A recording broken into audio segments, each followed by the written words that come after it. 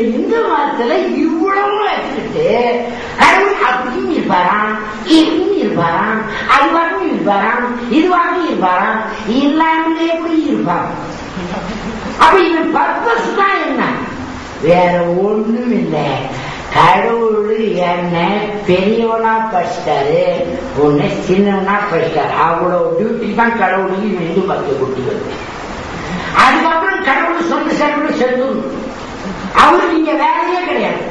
கிறிஸ்தவத்திலையோ இஸ்லாமிலையோ கடவுள் என்றும் உள்ளவர் கவனிங்க. ஆனா இங்க கடவுள் என்றும் உள்ளவர் கிடையாது. இந்த விளக்கத்தை நீங்கள் புரிந்து கொள்ள முயற்சிக்க வேண்டும்.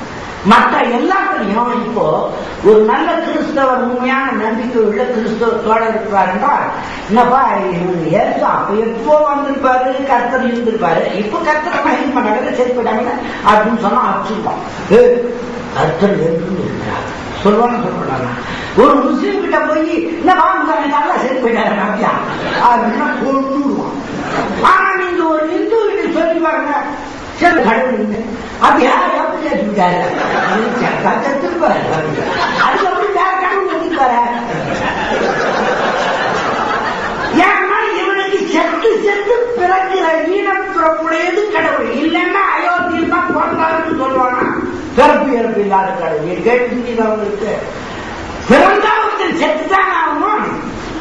ஆனா ஒரு பக்கத்தில் எழுதி வச்சிருக்கான். அதே ராமாயணத்துல வசிஷ்ட மகாமுனிவரே சொல்றாரா ராமன் கிட்ட, ராமா நீ சின்ன பையன், உனக்கு ஒண்ணும் தெரியாது, a small boy, you don't know anything, bloody nonsense, idiotic personality, interrelated conservative, beautifully conservative, you don't understand the real meaning of yourself.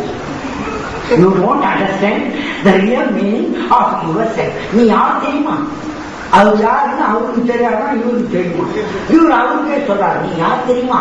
பிறப்பு இறப்பு இல்லா பிஞகன் இயலையோ, பிறப்பும் இறப்பும் இல்லாத பிஞகன் இயலையோ.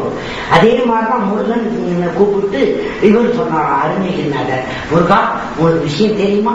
ஏனமோ சிவபெருமானுக்கு பிறந்தவனமா சொல்லிட்டு இருக்கிறாங்க. Bloody nonsense. செம்மான் மகளை திருடன் பெம்மான் முருகன் பிறவான் இரவான். செம்மான் மகளை திருடன் பெம்மான் முருகன் பிறவான் இரவான் சும்மா இது சொல்லாதென்றால் நீ அம்மாவருடன் வருகிறேன்.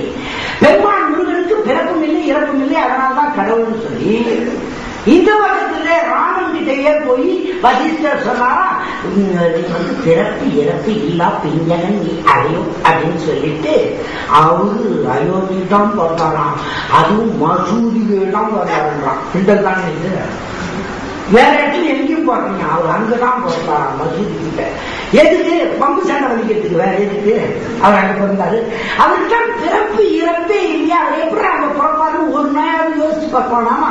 யோசிக்காது. அப்பதான் மதத்துல இருக்க முடியும் இந்து மதத்துல. காரணம் எல்லாருக்கும் ரூபாய் அறுவாய் இவ்வளவுதான் இழதாயிடும். நோக்கு வேற, கடவுள் பிரச்சனை இல்லை. உண்மையிலேயே கடவுள் பிரச்சனையா இருந்தா கொஞ்ச நேரம் யோசிச்சு பார்க்க மாட்டான். அல்லாவும் கடவுள்ன்றாங்க, அவருக்கு தான் மசூதி கட்டிக்கிறாங்க. அல்லா வேற ராமன் வேறவா இருந்துட்டு போட்டுமே அவங்க ஒண்ணுக்கு ஒண்ணு. அது ஒட்ட மொத்தம் வாங்கினா அவரு இவரு தெத்துறாரோ இவரு அவரை தெத்துறாரோ அவங்களே தெட்டிக்கிட்டோம். அதுக்கு நான் ஒண்ணு இருந்துருக்கலாம்ல. கவனிங்க, அந்த இறை கோட்பாடு என்பதே இல்லாத சமயம் பர்பஸா அவனுக்கு எதுவுமே கிடையாது.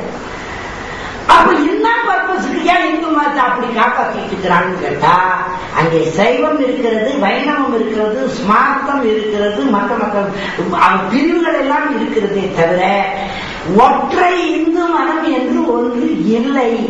இல்லாத ஒன்றை உருவாக்குவதற்கு சமீப காலமா தலையாக தண்ணி குடிக்கிறாங்க. அதுக்கு வேற ஒரு காரணமும் இல்லை.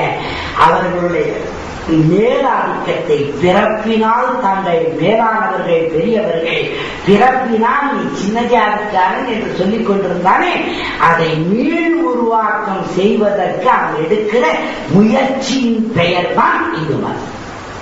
அவனுக்கு கடவுளும் கத்திரிக்காய் எதை பத்தியும் கவலை இல்லை. இதுல ஒரு நான் வரைய படிச்சு காமிச்சேன். நம்ம அன்பு கிட்ட மத்தியானம் இப்ப நேரம் இல்லை, அதுவும் சகோதரிகள் நிறைய இருக்காங்க, படிச்சு காட்டுறதுக்கு வெக்கமா இருக்குது. இது பக்தி புஸ்தகம், இது பார்த்தாலே உங்களுக்கு தெரியும். இந்த பக்தி புஸ்தகம் இது ஒவ்வொரு இடத்துலயும் ஆம்பளையும் பொம்பளையும் உட்காந்து பஜனை பாட்டு பாட்டுங்கிறாங்க அந்த ஊர்ல. இது சமஸ்கிருதத்துல இருக்குது. அதுல ஒரு 4 வரைய படிச்சு காட்டு சூத்தரி பன் சொத்துனாரு ஒரு அனுமன். இதுக்கு கொக்கோக சாசனம் வாட்சா இன்னும் பரவாயில்ல போறதுன்னாரு. அப்படியே வேண்டவனையா இருக்குது. இதுக்கு மேல நான் சொல்றதுக்கு ரகமா இருக்கு. இதுதான் இவன் பக்தி. என்ன காரணம்னா உண்மையான கடவுள் பர்பஸ்ல வந்த ரிலிஜன் இல்லை இந்து மதம். இதற்கு நோக்கமே நான் பிறப்புல பெரிய ஜாதி, நீ பிறப்புல சின்ன ஜாதி, ஒத்துக்கோ, எல்லாம் எனக்கு உரியது, நீ எனக்கு உரியவே, ஒத்துக்கோ, என் பிளேஸ் எவ்வளவு உயர்த்தலன்னா வச்சுக்குமே, உன் பிளேஸ் நான் சொல்றதுதான் வச்சுக்க. உன்னுடைய என்னுடைய டியூட்டி எதுவுமே இல்லாம கூட இருக்கலாம், உனக்கு இதுதான் டியூட்டின்னு நான் டெஸ்டின் பண்ணேன், நீ ஒத்துக்கோ என்று கட்டாயப்படுத்துவதற்கு ஒரு அமைப்பு ரீதியான ஏற்பாட்டுக்கு பெயர்தான் இந்து மதம்.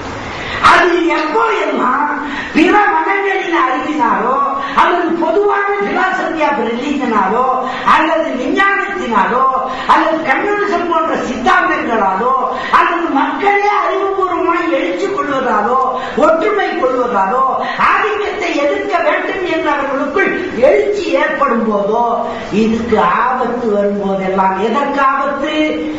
நான் பிறப்பினாலே உயர்ந்தவன், நீ பிறப்பினாலே தாழ்ந்தவன் என்று சொல்லுகிற இந்த அமைப்புக்கு அமைப்பு ஏற்பாட்டுக்கு எப்பொழுதெல்லாம் ஆபத்து வருகிறதோ அப்பொழுது இந்த ஆதிக்கத்தை புதுப்பித்துக் கொள்வதற்கு, பிறப்பில் நான் நெல் ஜாதிக்காரன், பிறப்பில் நீ சின்ன ஜாதிக்காரன், கீழ் ஜாதிக்காரன், உன்னை இப்படித்தான் கடவுள் படைத்திருக்கிறார், அதை என்கிட்ட அவர் தான் சொல்லி அனுப்புகிறார் சொல்லி ரெனியூவல் பண்றதுக்கு